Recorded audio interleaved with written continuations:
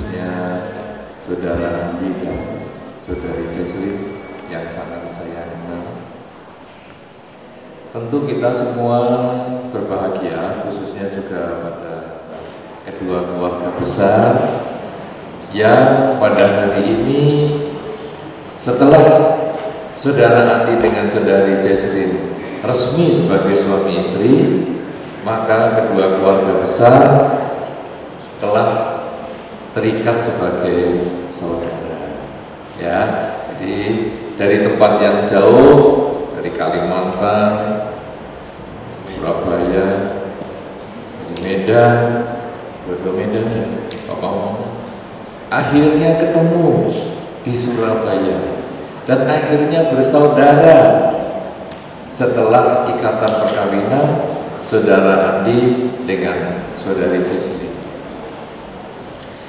Karena itu saya mengucapkan selamat ya kepada Saudara Andi dan Saudari Jesslyn yang pada hari ini resmi sebagai suami istri, dan selamat juga kepada kedua orang tua maupun kedua kerabat keluarga dari kedua mempelai yang hari ini juga resmi sebagai saudara. Nah, saudara-saudara, khususnya Saudara Andi dan Saudari Jesslyn, pernikahan di dalam tradisi agama Buddha yang menikah di depan altar Sang Buddha sesungguhnya nanti akan menjadi pengingat untuk mulai sekarang sampai selama-lamanya menjalankan dharma ajaran Sang Buddha, sehingga rumah tangga yang dibangun oleh Andi dan Jesslyn mulai sekarang sampai selama-lamanya akan menjadi rumah tangga yang berbahagia, harmonis, dan selalu akur. Apakah resep yang disampaikan di dalam dharma? Nomor satu, kalau rumah tangga ingin bahagia, maka modal yang paling utama adalah kejujuran. Jujur itu sebetulnya menenangkan. Jujur itu sebetulnya membuat kita ringan pikiran. Nah, kita tentu memahami bahwa ketika Anda pacaran, kejujuran itu menimbulkan kenyamanan dalam pacaran. Misalnya saja ketika datang, kemudian ditanya, sudah makan belum? Terus Andi, wah gengsi nih kalau datang belum makan. Kemudian tidak jujur, sudah makan. Oke, karena ngomong sudah makan, ayo kita ngobrol. Nggak lama kok, kenapa ini? Akhirnya, iya saya pasti belum makan. Tidak jujur menimbulkan tidak nyaman. Kenapa saudara? Karena kejujuran itu sulit diterima. Kalau kita mau mendidik masyarakat kita ini menjadi masyarakat yang jujur, kalau kita mau membangun rumah tangga Andi dan Jesslyn ini menjadi rumah tangga yang jujur, mulailah siap menerima kejujuran. Aku beli cincin ini 20 juta. 20 juta? Nah masalah. Tapi untuk jatah 10 tahun. Jangan beli-beli lagi ya. Loh masa sih kemahalan? Ya iya ya 20 juta. Nah, tapi dengan pelan-pelan akhirnya kejujuran ini bisa menjadi kebudayaan di dalam kehidupan rumah tangga Andi dan Jesslyn. Ya, apalagi Jesslyn kan ahli hukum tuh. Selain jujur, di dalam dharma disampaikan pasangan suami istri perlu juga punya kemampuan menyesuaikan diri. Nah, ini penting, penyesuaian diri. Kenapa? Karena hidup ini berisi perubahan, selalu berubah. Para bapak ibu yang sudah menikah 10 tahun, 20 tahun, 30 tahun, lihat foto waktu pernikahan. Lihat, lalu bandingkan sekarang. Aku kok lain mukanya. Wah, sekarang lebih mateng. Dulu masih muda. Andi sekarang juga gitu, Jesslyn juga gitu. Di foto tadi hari ini 20 tahun lagi, beda sudah. Jadi kalau nanti misalnya Andi sudah seperti Pak Kris, jangan Jesslyn langsung ngomong, Andi, apa Koko? Kok kamu nggak seperti waktu tahun 2013? Kamu dulu masih berotot, suka fitness. Kok sekarang ototnya di tempat lain? Kalau menuntut seperti itu, bisa stres. Ya, saya lihat fotonya Pak Kris waktu perkawinan juga belum segini kok. Perubahan, tapi bisa menyesuaikan. Kalau di dalam altar ini biasanya dilambangkan dengan air, ya. Nah, air itu diletakkan di mangkok, bentuknya ya mangkok. Diletakkan di botol, bentuknya botol. Selalu bisa menyesuaikan diri. Demikian pula perkawinan yang bahagia adalah perkawinan yang selalu membangun komitmen baru supaya maju di dalam kehidupan berumah tangga. Kemudian yang ketiga adalah punya kesabaran. Sabar ini diomong enak, enak sekali. Semua orang menasihati sabar. Enak.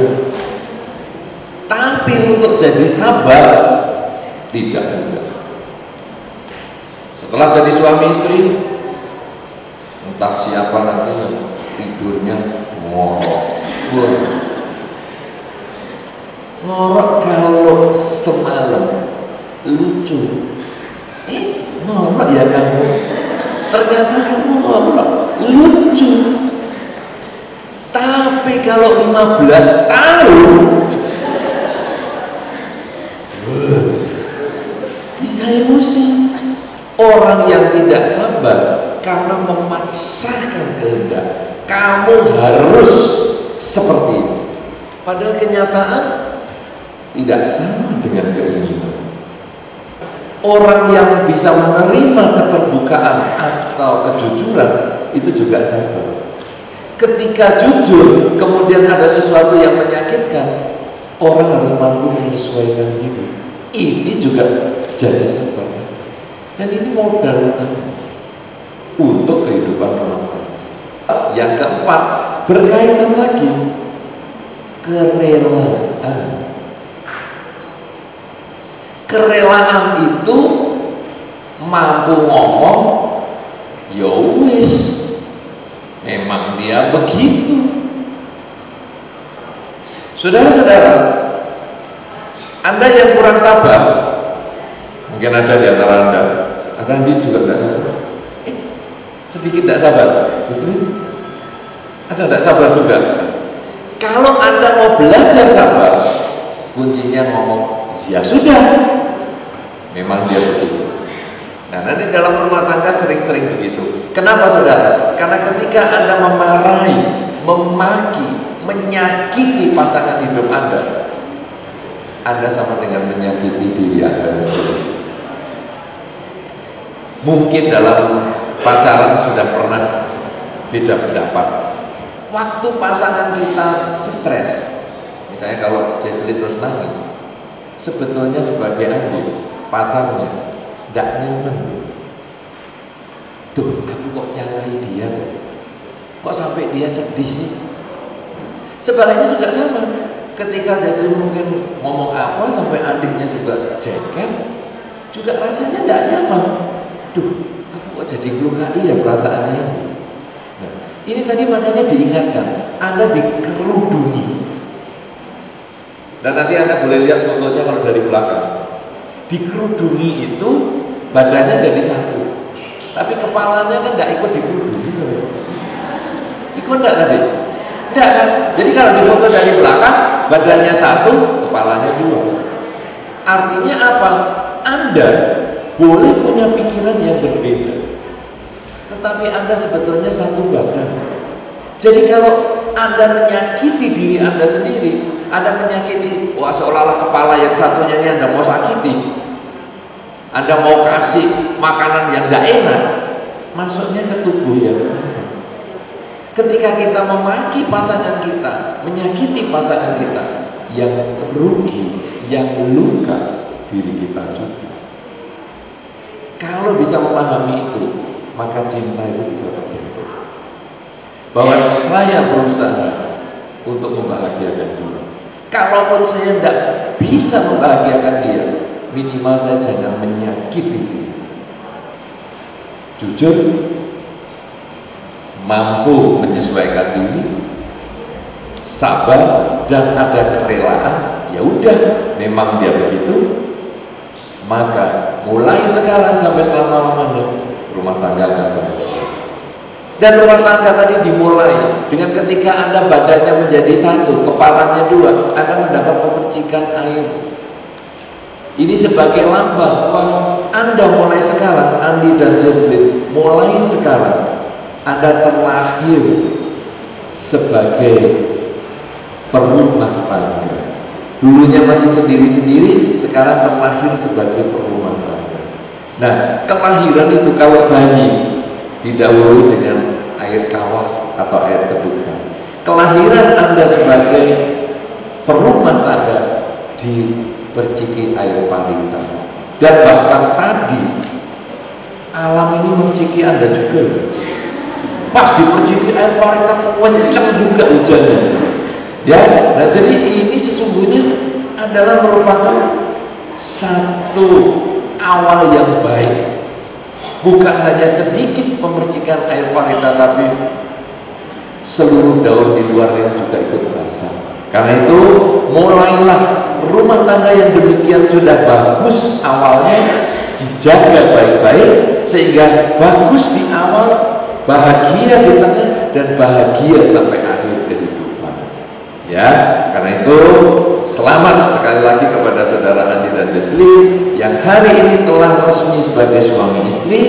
Mudah-mudahan dengan modal 4 hal tadi, dengan kejujuran, kemauan untuk berubah menyesuaikan diri, kemudian kesabaran dan kerelaan, akan menjadi modal utama untuk kehidupan kebahagiaan Anda, saudara Andi dan saudari Jesslyn, mulai sekarang sampai selama-lamanya. Karena kebahagiaan Anda menjadi kebahagiaan kedua orang tua dan juga kebahagiaan sangat kerabat Anda. Semoga Anda semua selalu berbahagia. Semoga semua makhluk selalu berbahagia. Sabe sata bawatu.